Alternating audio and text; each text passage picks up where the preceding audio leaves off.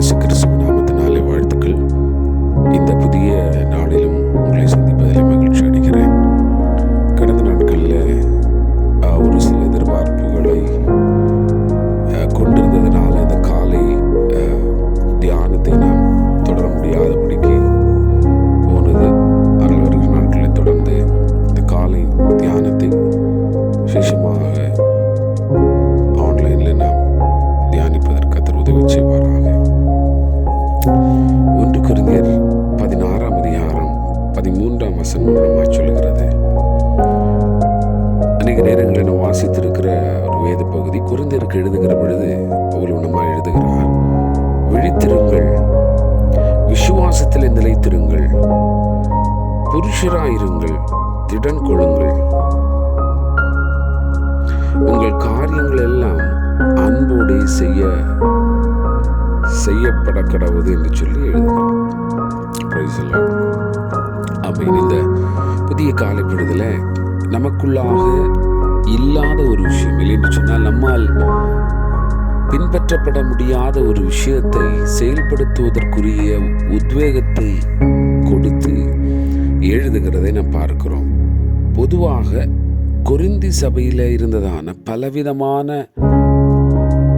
சூழ்நிலைகளை சுட்டி காண்பித்து, இவன் கொரிந்தி சபையில விசுவாசத்தினுடைய அநேக காரியங்கள் இருந்தாலும் பவுல் அவர்களுக்கு எழுதுகிறார், விழித்திருங்கள் என் மக்களே,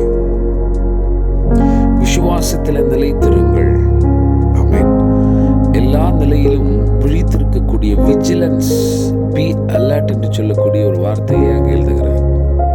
வாட்ச்.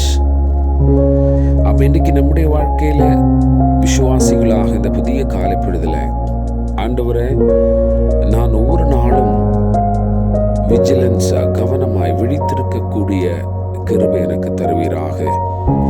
என்னுடைய விசுவாச வாழ்க்கையில், என்னுடைய தனிப்பட்ட வாழ்க்கையில் விழித்திருங்க அப்படின்னா, be aware of things that which is happening around you. உங்களை சுற்றி நடக்கக்கூடிய காரியங்களை குறித்ததான கவனம் உங்களுக்குள்ளாக இருப்பதாக, நீங்கள் செய்யக்கூடிய செயல்களை குறித்ததான கவனம் உங்களுக்குள்ளாக இருப்பதாக, அந்த விழிப்பு உங்களுக்கும் எனக்கும் இருக்கட்டும் என்று சொல்லி பவுலாகிய அப்போஸ்தலன் கொரிந்துக்கு எழுதுகிற இந்த வார்த்தையை இந்த காலை பொழுதுல கர்த்தர் நம்மோடு கூட ஆமென் பேசுகிறார்.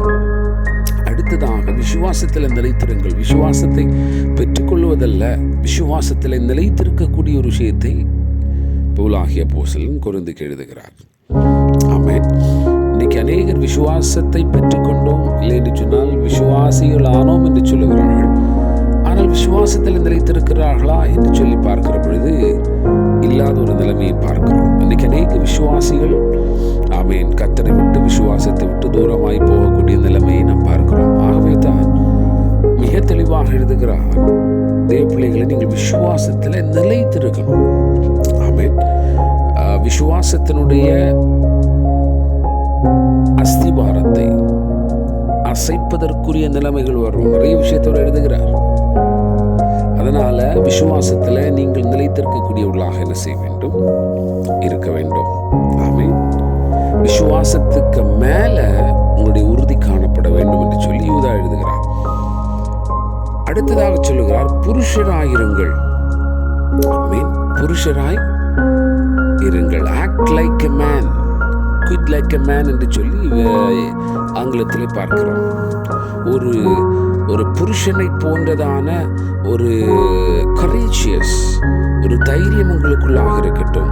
ஒரு உண்மையான ஒரு புருஷனுக்கு ஒத்ததான ஒரு தைரியம் விசுவாசத்திலே உங்களுக்குள்ளதாக இருக்கட்டும் என்று சொல்லி சொல்லுகிறார். ஆமென். இன்றைக்கு அருமையான தேவ பிள்ளைகள், இந்த காலை பொழுதுல ஒரு புதிய வாரத்தை நாம் ஆரம்பிக்கிற பொழுது நமக்குள்ளாக எப்படிப்பட்டதான தைரியம் இருக்கிறது? ஆமென். உண்மையான கர்த்தருக்கு பிரியமான ஒரு புருஷனுடைய தன்மை உங்களுக்குள்ளும் எனக்குள்ள என்ன செய்ய வேண்டும்? இருக்க வேண்டும். ஆகவே புருஷராக சொன்ன உடனே ஆணாக இருக்க வேண்டும் அப்படி இல்லை. புருஷனுடைய தன்மை, கரேஜியஸ், ஒரு யுத்த வீரனுடைய தன்மை நமக்குள்ளாக என்ன செய்ய வேண்டும்? இருக்க வேண்டும். அடுத்தது வசனம் சொல்லி, திடன் கொள்ளுங்கள். ஆமென். திடன் கொள்ளக்கூடியவளாக இருக்க வேண்டும். உறுதியுள்ளவர்களாக இருக்க வேண்டும். Praise the Lord. உறுதியுள்ளவர்களாக இருக்க வேண்டும். திடன், உறுதி. ஆமென். Act like a man. ஒரு புருஷனை போல உங்களுடைய செயல்பாடுகள் தைரியம் உள்ளதாக இருக்கட்டும் என்று சொல்லி பவுல் சொல்லுகிறதை பார்க்கிறோம். அதற்கப்புறமாய் சொல்றார், உங்கள் காரியங்கள் எல்லாம் அன்போடே செய்யப்பட கடவுது. நீங்க செய்யக்கூடிய எல்லா காரியங்களிலும் அன்பு வெளிப்படட்டும் சொல்றார். Praise the Lord. இன்னைக்கு எத்தனை விஷயங்கள்ல தேவ சமூகத்தில் கர்த்தருடைய அன்பை நாம் வெளிப்படுத்துகிறோம். தேவனுடைய பிள்ளைகளை இந்த காலை பொழுதுல ஒரு பெரிய தீர்மானத்தை எடுப்போம். ஆண்டவரே, விசுவாசத்தில் விழித்திருக்கவும், விசுவாசத்தில் நிலைத்திருக்கவும், விசுவாசத்தில் புருஷராயிருக்கவும், விசுவாசத்தில் திடன் கொள்ளவும், என்னுடைய காரியங்கள் எல்லாவற்றிலும் ஆண்டவரே அன்போடு செய்யப்படவும் என் ஆண்டவர் எனக்கு உதவி செய்வீராக. இந்த காலை பொழுதுல அப்படிப்பட்ட ஒரு தீர்மானத்தோடு இந்த நாளை ஆரம்பிக்கும்படியாக விரும்புகிறேன். இங்கெல்லாம் என்னால் விழித்திருக்க முடியலையோ, இன்றையிலிருந்து நான் அவேராக இருக்க போகிறேன். என்னை சுற்றி என்ன நடக்குது, எனக்குள்ள என்ன நடக்குது, என் குடும்பத்தில் என்ன நடக்குது, என் விசுவாச வாழ்க்கையில் நடக்குது அப்படிங்கிறதை குறித்த விழிப்பு எனக்கு இருக்க வேண்டும், இருக்க போகிறது. விசுவாசத்தில் நிலைத்திருக்கும்படி என்னை பக்குவப்படுத்துகிறேன்.